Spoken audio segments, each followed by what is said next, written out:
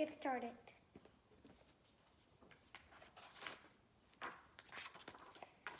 Listen carefully, class, said Mr. Ratburn. This is a national contest, so do your best work. I love contests, said Muffy. What do I win? The winners visit the White House in Washington, said Mr. Ratburn. What do we write about? Said Arthur.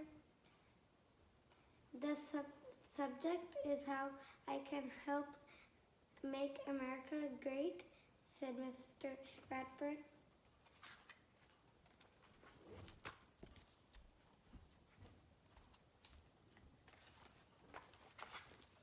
Everyone started writing. Arthur started thinking. He thought about the time he and D.W. helped old Mrs. Tibble clean her yard. He thought about how much more they could do in the neighborhood if the whole class helped. Then he began to write.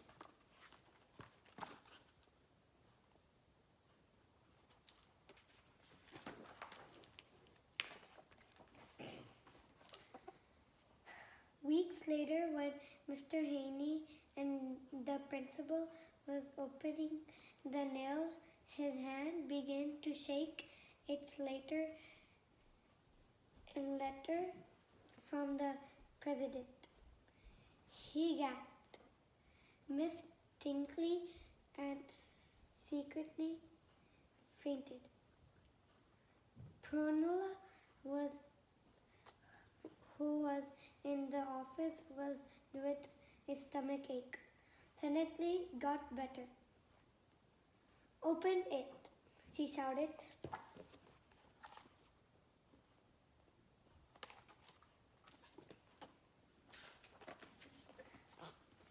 Mr. Haney clicked on the PA system. Attention everyone. The President of the United States has written to announce the winner of the How I Can Help winners is our very own Arthur. He and his class are invited to attend a special ceremony at the White House.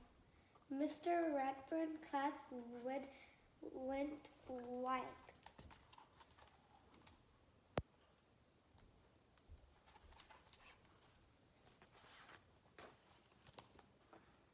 Congratulations, Arthur, said Mr. Ratburn. You have worked too hard to memorize your paper, so you can recite it to the president next Wednesday. Memorize recite, said Arthur. Of course, said Mr. Ratburn. We'll all be there cheering on you on. You're on TV, screamed D.W. when Arthur got home listening. He will recite his winning easy to the president and all of America. And the anchor was saying, I feel sick, said Arthur. No, as sick as you feel when you're giving your speech, said D.W.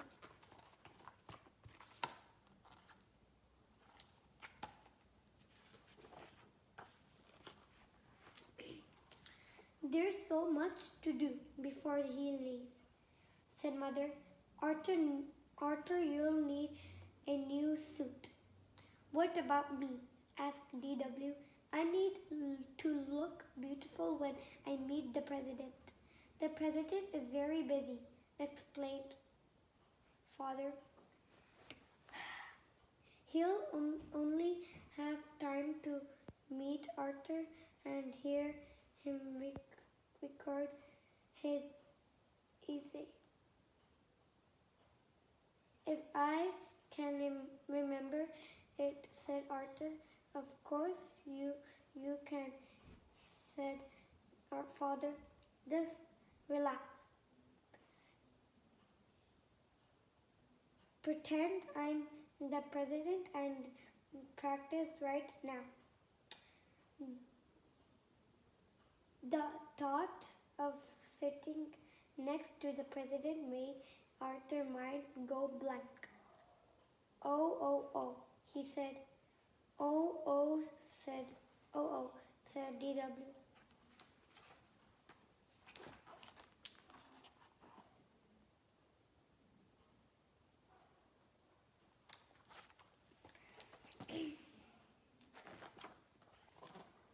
Monday at school, everyone was busy planning the trip. Oh boy, no homework for 3 days, said Francine. Not quick, said Mr.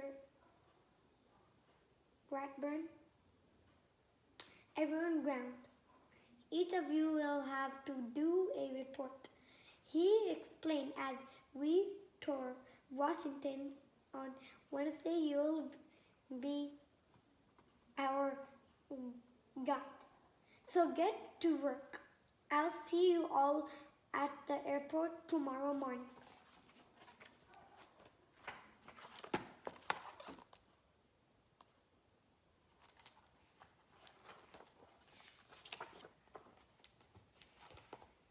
Arthur tried to study his speech on the plane. Don't forget to mention me to the president for the Teacher of the New Year award, Mr. Ratburn reminded him. Aren't you excited? Asked Buster. I'm too nervous to be excited, said Arthur. You need help, said DW. I'll make the speech for you. I have a lot of ideas about how to run the country.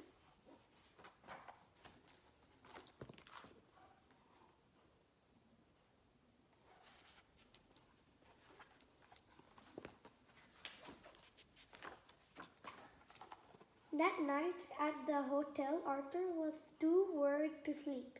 What in the world are you doing? Asked father. What if I forget my speech and the president laughs at me? Arthur asked.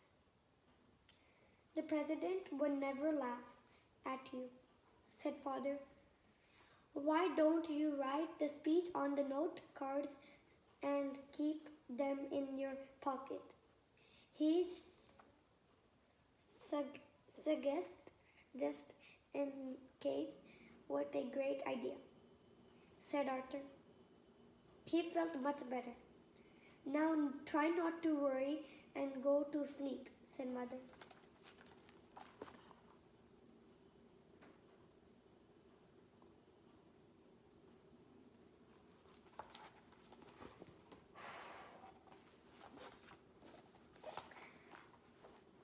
The next morning, everyone met in the front of the Jefferson's memorial. Arthur, you look so handsome, said Francine. Ready to meet the president? Said Mr. Ratburn. I guess, said Arthur. He reached into the pocket to make sure the note cards were not there. Time for your report? Called Mr. Ratburn.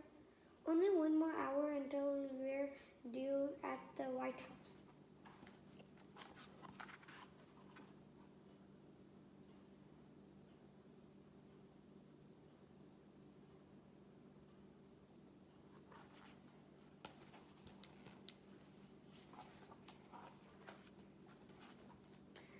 Our first stop in the Washington Monument,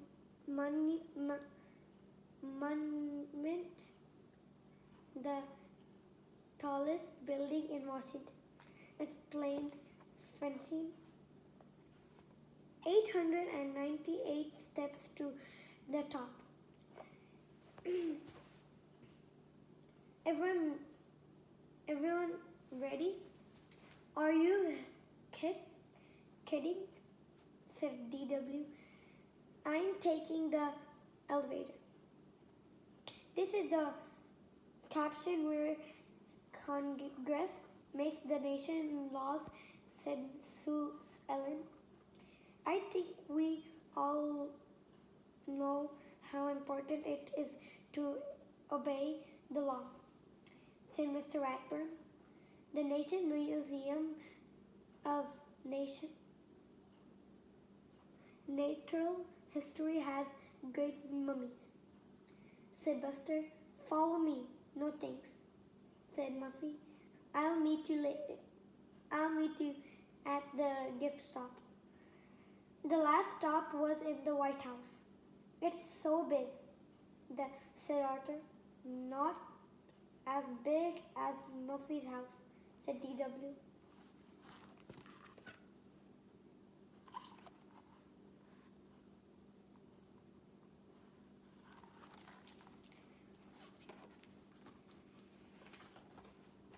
The White House has 132 rooms, said the brain. Every president except George Washington has lived here. It was a barber shop, clinic, indoor pool, teacher gym, and its own library. And the president's office was fancy gold curtains just like the ones in our living room, said Muffy. Excuse me, said the president secretly.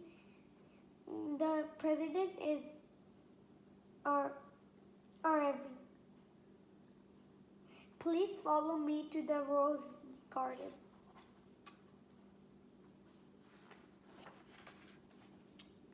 Arthur gulped. It was almost time. He took out his note cards. Suddenly a strong wind blew through the garden.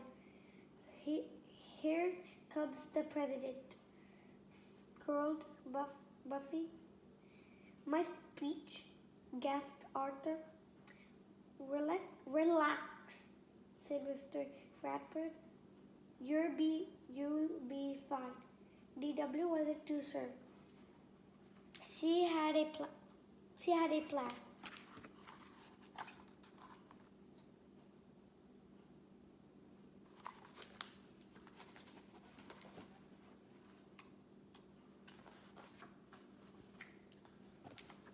Arthur had never seen so many important-looking people.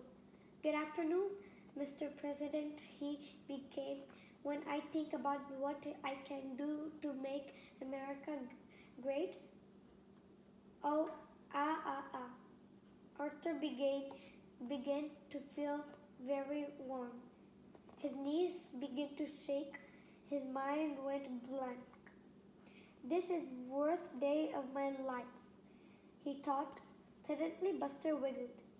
Soon everyone else joined in. Even the president was laughing. Arthur turned bright red, and when Arthur saw what they were laughing at, he laughed too.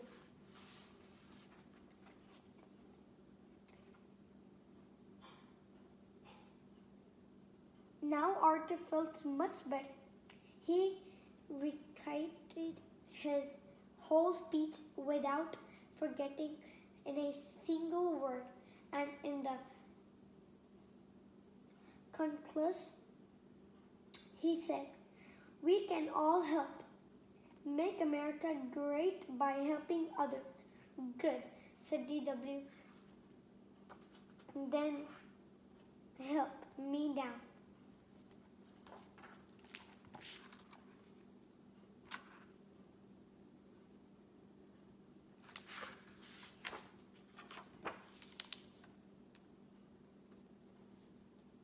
Arthur is off to Washington, D.C.